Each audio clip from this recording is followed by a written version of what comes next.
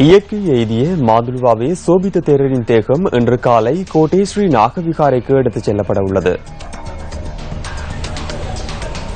அன்னாரின் தேகம் இன்று முற்பகல் 8:30 மணியளவில் தனியார் மலர் சாலையிலிருந்து வாகன பேரணியாக கோட்டை ஸ்ரீ நாகவிகாரைக்கு எடுத்துச் செல்லப்பட உள்ளதாக கோட்டை ஸ்ரீ நாகவிகாரையின் விகாராதிபதி உடுகலகந்தே தேரர் தெரிவித்தார்.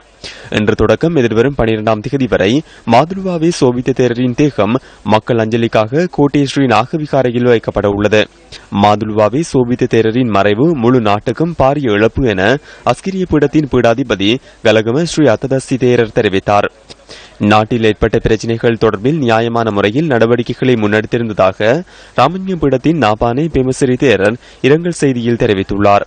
இயற்கை எய்திய மாதுலுவாவே சோபித்த தேரரின் தேகம் எதிர்வரும் 12ஆம் தேதி பிற்பகல் 3 மணிக்கு ஸ்ரீ ஜெயவர்தனபுர கோட்டை பாராளுமன்ற திடலுக்கு கொண்டு செல்லப்பட்டு பூரண அரச மரியாதையுடன் இறுதிக்கிரியைகள் நடைபெற உள்ளன. அன்னாரின் மறைவினை அடுத்து எதிர்வரும் 12ஆம் தேதி தேசிய துக்க தினமாக அறிவிக்கப்பட்டுள்ளது.